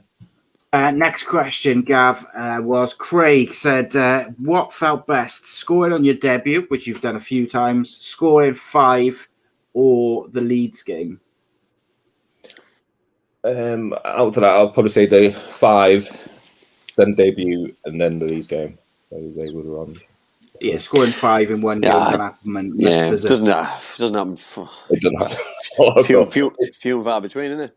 Yeah, like I said, it's a night game again, and yes, no atmosphere, not a lot of fans there, but night games seem to bring the atmosphere for me. Why, I do not know, but and as soon as the first one went in, it's sort of, to be honest, if you looked at the side, you had a good side, and that's what the difference was. So you had like your Josh Lowe and your Mark Bonner, your Hughesy at the back, Matty Brazier. Very good side. Leighton Maxwell, good player. Quality. Kevin Nugent, up front as well. So it was some good stuff. Donna asked, Gav, are you still involved in football now? No, the only thing what I do is I'm now vice chairman of the Lincoln City former players. So we're doing that at the moment. It's been a bit quiet because of everything. I don't need to go on about that. Obviously, of course. Yeah, but we started to. I'm now in charge of trying to promote, do games and trying to get events going. So I've done a couple of. We're looking to do a golf tournament thing and looking to do a match maybe in September. So it's starting to get back again, and we're starting to try and plan things. Whether we can do everything, we'll still see. But it's starting to come back again. But no, that's been a good thing to try and get back through work after work and try and get back into football, and that it's been good. And it's a great thing to get in. Fair play to you, Gavin. I think it's a great thing to do. Are you there to help? If anyone's struggling, if anyone needs, do players get in touch with you if there's any kind of issue, so maybe help them out? Is there something? Is there a way that the club can support as well? Yeah, no, it's sort of like the club sort of, through the club. It's like the community trust. Sort of did it through the club first to start it off, and then we've got different people on the committee so you've got like a welfare person who will contact people, or people can contact them, and then they can filter it through and put it to someone. So we do try and help out where needed, and guide people to the best advice, and to try and help them. Well, the thing is, we've had this. We obviously had Klaus Lundigvan, who started his new job at Southampton last week, by the way. So I sent him a message just to say congratulations from us all on the show. But it's so rewarding, Gav, that what you're just saying, because you can pass on your experiences about coming out of the game, for example, and going into, like we all can, going into a normal place of work, and that transition out of the game and in the game. It's so difficult and handled differently by different people. By the way, you know what I mean? It's such a difficult conversation to have with somebody, but it's such a conversation that needs to be had as well, because it can make or break people at the minute. And I know there's something that we're going to talk about at the end. It'll obviously make more sense, but it's such a rewarding thing what you're doing, mate. Please continue it and please carry it on. And if there's anything that we can support on here, we'll help out as much as we can. Yeah, no, it was good. It was good that they asked me to be a part of the committee at first, and then, like I say, I ended up being vice chairman at the moment. So no, it's we at the moment we're not quite involved in the club as much as probably what I would do. I would like. Yeah. I think I've just been watching. Looked on Hull City. I've got an ex players as well, former players, and I think maybe tap into there and see how they're doing it, because I think that was born from the club doing it first, rather than the community trust coming to the club and saying we need to set up something like this. I think it was the club who said to the players, right, we're going to do a former players. So yeah, no, we do have little talks with some of the youngsters coming through and that. So a little event. So all we can do is help the community, and that's what we're trying to do. I totally agree. Absolutely. Leslie says, right, guys, what's your prediction for PSG versus Man City? John Stones in defence versus Mbappe, Neymar and Co. What you got then, lads? My problem is the pace. We see Man City seem to struggle with pace. Just like with Mora weekend. As soon as he got running at them, they look shaky. Stones has been good. Last month, he's started to shake a bit. He's started to go back to his own Stones way. Hopefully, he can get his head back after the sending off and then going, right, okay, let's get back to basics and start defending. If he goes back, start defending, then I think City have got a better chance than if he stays as he is at the moment. So, what about you, Anne? Do you think he'll keep them quiet? It's not the John Stones show, is it? It's Man City, and for me, you know what I mean. I think for me, it's all about Man City. It's not about one person. It's not about defender. If Man City go through 10-9, I don't think they'll care how many goals they're letting. And for me, I think it's going to be like 5-5. I do. I was correct with my prediction with Dortmund, with Man City on both games. By the way, so I said they win both games. I said they go through, and they did. I said Haaland wouldn't score, and he didn't. I think Man City will go through. I think there's too much riding on this. This is the closest they'll ever get to a Champions League final. I can't. It's the same as PSG though, and they've got that same pressure of winning. They went the final last year. I know they got to the final. They got the final last year. But like, it's that same pressure of like, where are they going to drop it at the when it really matters again? And I'm like, I can't quite decide who's got the worst defence out of the two. But I just think that post number 9 again. Yeah, I think that seems to work well for Pep. I think that really does work. Yeah. I agree. So it looks solid when we do that because we can counter attack quite well. So I think City are just. I think City were just. Yeah, just about. I think it's going to be like 6-5 or something stupid. Gavin says he used to really like Josh Lowe. He says, Gav, what was your opinion of him? He seemed like a really to lack confidence. Yeah, I think he's another one with again, like you said, you need the confidence to perform. You want to feel liked. You need that arm around the shoulder sort of person. It's just that's how some of the characters are. You got some who don't need that, who can self-motivate, but you need some who you need to encourage.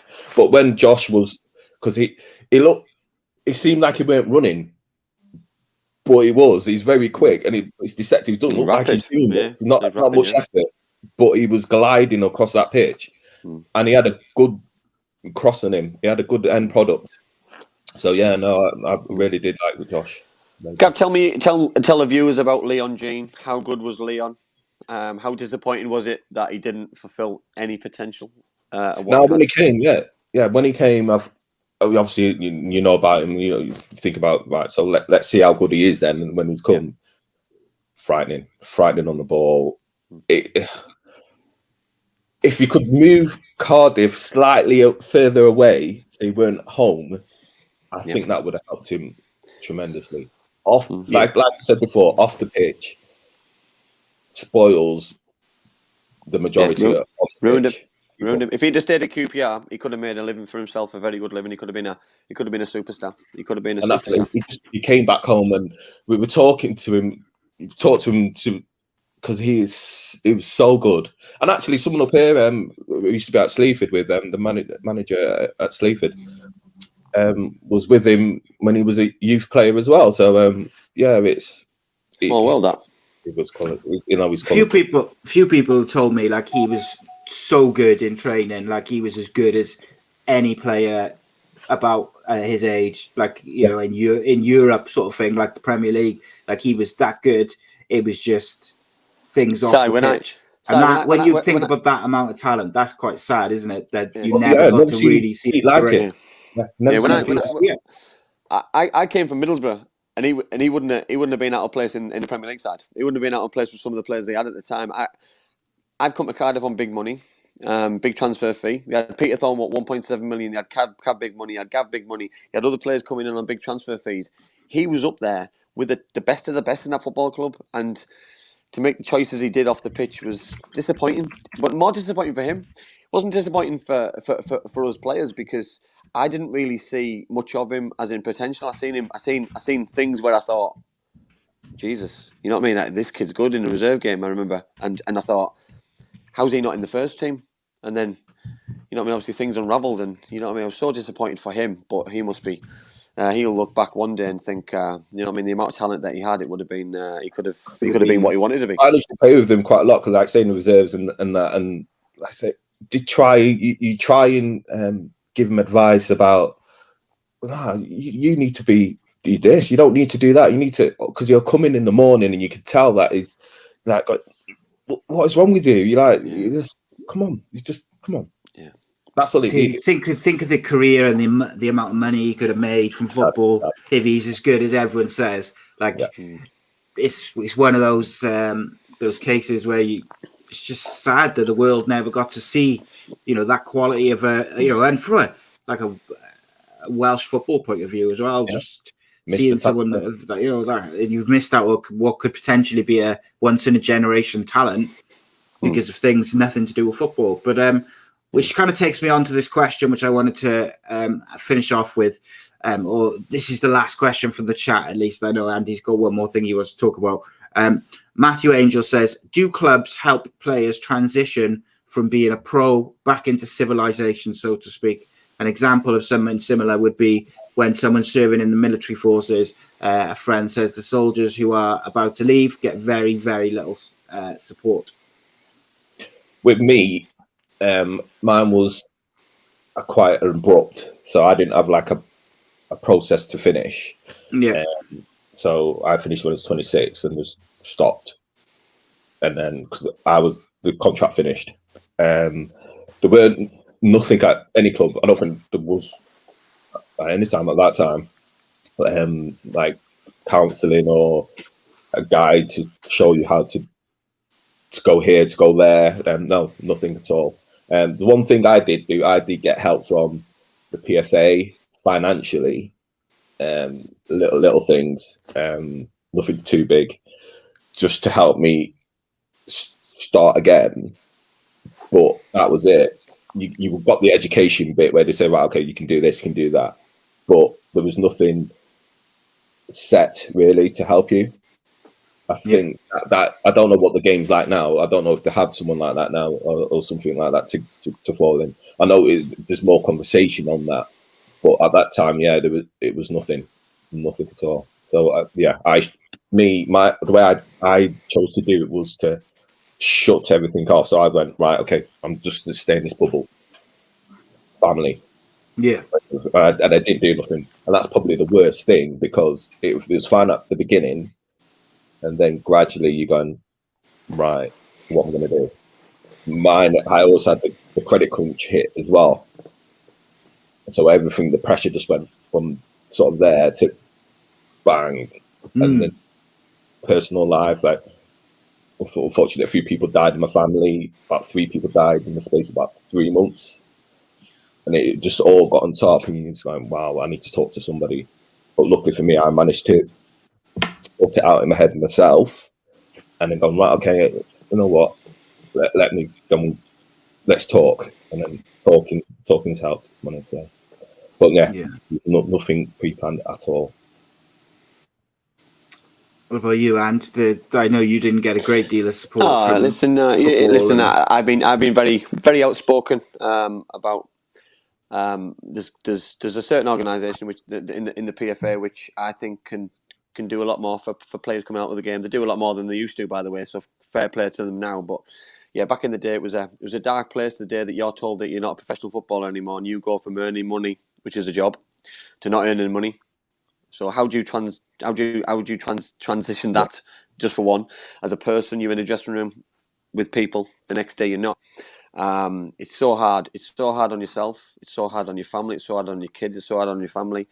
And do you know what things don't surprise me is the amount of divorce rates, the amount of things what happened to families because of how much stress is put on people financially, health-wise, mental health-wise. It's just the pressure just tenfold because you don't know anything different, and you know what I mean. It's difficult because everyone always throws this magic number at you when you're a footballer. Play till you're 35 and you'll be all right. What a load of rubbish! What an absolute load of tosh! You know what I mean? I couldn't listen. It drives me mad. You know what I mean? I speak to footballers all the time now, young players, and you know what I mean. And they give this number. It's 35. Why 35? If you're good enough and you're fit enough, play till 40, play till 50. Yeah. You know what I mean? So age is just a number people keep telling you. But you could retire at 21. You could retire at 26, like Gav. You know what I mean? It's difficult. You could retire at 31, 32, like me. There's no magic formula to this. You know what I mean? There's no, you know what I mean? But there's got to be a platform and an environment and a kind of, I wouldn't call them an agency, but I'll call them a company who helps players out in this transition. If that's ex-players who've had good transition, okay transition, bad transition, who've come out the other end. You know what I mean? Because I was lost for about 6 months and I got thrown to the PFA. You know what I mean? The PFA didn't come to me. I got thrown to the PFA, and luckily enough, I talked to some good people. Andy Barlow, I know he was an ex-footballer at Oldham. He had a really good career. He was amazing to me. Andy was amazing. Richard Jobson as well. Played against Richard as a player. I'm sure you probably will have done, Gav, when you were a younger player. He played for Man City. He played for Notts County, I think, as well. He was a chairman at the time he was a cracking bloke. He really helped me out. But I think I needed the help 6 months previous. You know what I mean? I was in a really bad place. I went into them. I'd wasted 6 months of my life. I drank too much. I got into really bad habits. I was doing really, really silly things, and it accumulated that I'd wasted a year of my life. And this can't happen to other people. I think that's my point I'm trying to put across, that if people are struggling, especially we always nowadays. say on here, we always say on here about our messages. Direct messages are open for people, footballers, not people who are in normal society, normal jobs, because if you can help one person, you're doing something good to the world, and we're trying to help people out. You know what I mean? So I hope that people don't suffer like we've had to suffer at times. It's not nice. So quickly, just add to that one quickly. So with the one thing what I had the hindsight of doing was to get insured. I insured myself from, I think it was the age of 20. I think it was. Someone said it. One of the football said it, and then I went, yeah, you know what? And I insured myself, which was lucky, because when I finished, it took a while to confirm me that not coming back, but that did a hell of a lot. So if you can cover yourself, make sure that you got the right things in place, it will benefit you in the future. So, well, that's what obviously we're sponsored by Daz Relson at Bespoke Financial. Obviously, Daz has helped me out with various policies, injury insurance as well. You know what I mean? Still getting insured now to play over the over 40s, which is peace of mind more than anything. You know what I mean? Because I know that I'm still going to get looked after if I get injured playing football, having a bit of fun. So it's really nice and really good. So what was that question there about? Do you think the money wages is why there's no help? I don't think it helps nowadays. I don't think it helps. I don't think finances help now, because I think people think that players are that rich, that wealthy, that they don't need the help and support potentially. But money's not always been in the game, by the way, as strong as it is now. You've got to remember that the money back in the day, it's good money, by the way. I mean, good money, better than people probably imagine. But it still doesn't mean that you can't work again for the rest of your life. You know what I mean? There's still these things in place where you can't just not do anything from 35, that magic number, or 26, or 31, or 32, or 21, and never have to go to work ever again and just sit on your backside. Things change. Life's not that easy. You know what I mean? Life's not that. You know what I mean? You still have a lifestyle to live. Sorry, you still have bills to pay. You still, you know what I mean? You still need to go to the shop to go and buy stuff. You still need to do this. Still need to do that. And I think sometimes footballers live in this bubble, and I think sometimes football fans think that players are in this bubble and this pedestal, and because they're not, because fans and players aren't communicating like this anymore, or currently with players, the distance between fans and players is ridiculous. So we're going to finish off with just a quick one, about something real precious to me, and obviously I know to Gav as well. So I want to finish off with your thoughts on Chris Barker, Gav, because obviously Chris played a huge part in both our lives. I think on and off the pitch, he was a great guy. Still is, you know what I mean, in my eyes. And obviously, it's always not nice to then reminisce about someone who's not here. But I want to celebrate this. I want to celebrate obviously your thoughts in how you saw Chris and what you thought of him as a person, as a footballer. Yeah, like the last time we saw each other, actually, wasn't it? What the first thing that I got is him smiling, and he's just so laid back, is unbelievable. It's like, are you actually a footballer? Like, yeah, whatever. Just let's walk up a tea. Get your tea on. Look scruffy, plods around. But as soon as he played, it is like a different thing. It's like, how did you manage to do that? It was so laid back and casual. But once we played, you can tell that the quality. But speaking to him afterwards, when you speak to him outside football,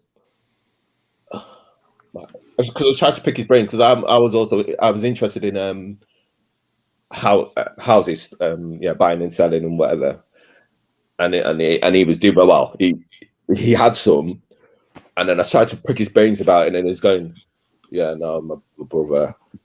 Yeah, Richie. Speak to Richie. Richie's always the brains. Richie's I'm just brains. I just say yeah or no, and but yeah, not my brother, but that's it. Yeah, but cool anyway. Yeah, cup of tea. So relaxed. It's funny though. It's funny though, Si, what Gav just said there about, you know what I mean, not about people change going on that pitch and become someone different. He became a normal person on the pitch. You know what I mean? He did. You know what I mean? He was a normal person, and I mean, we've had Geth on the show as a guest before on the non-league show, which we ran, which is an amazing show. And me and Geth went round Chris's house for his flat, to go for tea, and he cooked us some pasta, which was great. I fancied some sauce, so I thought he was going in to put some sauce on. He poured tomato ketchup on it and just served it to me. Do you know what? That was it. I couldn't get out the door fast enough. I was disgusted. Disgusted. I'll be honest, but that's yeah. Do you know what? Every single person who I've come across, every single person who we speak to, Si, me and you, about Chris, always says the same things about cups of tea, about the smile on his face, his accent, how good a footballer he was. You know what? One thing I wish is that he could hear all of this in person, and he would be over the moon, and that would be me made up. Like say you never talking. People, we have to talk. Yeah. I used to be bottle everything up until it's right in my head before I said things. That doesn't work. I've learned now it doesn't work. If you've got something to say, just say it. Or if you need to speak to someone, speak. Yeah, bang on. Absolutely bang on. And do you know what, Si? Couldn't have finished in a better manner for me. Absolutely amazing show, Gav. Thank you very much. You've been absolutely superb. Your honesty, your stories, your anecdotes. Thanks for coming on. I know I've hounded you for quite a while, mate, to be fair. And I always get there in the end, Si, don't I? You know what I mean? Si's got this wish. Si's got this wish list. And I just seem to just pick people off one by one. Getting there. But no, it's been a pleasure. And thanks for giving me the opportunity to do this. I don't know if people still remember me or not, but it's weird. I think you know, mate, that they do. I know, but that is me though. This is me. All I wanted to do was play football. Everything else, what come with it, it don't really come into me. But all I did was manage to play football, and if people remember me for that, and in some cases they still do, good or bad, or whatever you want to think, but people do remember me, and it's grateful and it's heartfelt, and thank you. But it's platforms like this, Gav, that give you that opportunity to tell those stories, because people remember the times. They just don't get the opportunity to talk to Gavin Gordon, the player, the person, to get those stories out of you. You know what I mean? They might read it in the paper, but the story's not always true, is it? So we have to finish it off, don't we? Have to finish it off, don't we? We have to finish it off properly. So, are we all going to do it together? Because I'll have to get the photo on social media later on. Yeah, go on then. Right, ready then? So we'll do it after 3, yeah? 3, 2, 1, go. There we go. Oh, look, he froze. Andy's internet didn't. It just froze up. It didn't on mine. Yeah, do you do it again? No, go on. I think you should be able to get a screenshot of it. But yours is like 15 seconds behind everyone else's. Oh, was it? It's that blur internet. Right. Fucking hell. Guys, thanks very much to everyone who's commented. I know we didn't get through as many questions as we would have liked, but in my defense, we've had over 400 comments just on Facebook. It is quite difficult to keep up with it all. But I appreciate it all in less, and we tried to get through as many as we could. We even managed with Andy's Nokia 3310, which is always good. Gavin Gordon, has been a pleasure. Well, we gave the people an extra 22 minutes because we're just, we're that kind. Reese David Evans says, any chance you can give us a hint about next week's guest? No. I'll give a hint. Yeah, I can give a hint. I'm going to cut you off now. I'm going to cut you off. No, I'll give a hint. It's a good hint. You won't get it. No one will get it. No one will get it from the hint. Do you want the hint? Gonna. I'll just double check so I'll make sure I get the right person. So the hint is... Yeah, don't mix it up. He was a professional football manager this season. There you go. There's my hint. Guys, nice one. Thanks Subscribe. Thank you. YouTube.com/Ace Podcast Nation. We've got world champion Jordan Vucenic on the Fight Show on Wednesday, plus Friday Championship Show live, and next Sunday another episode of My Story with rapper T-Rev. It's going to be a blockbuster week. Join us, and we'll see you soon.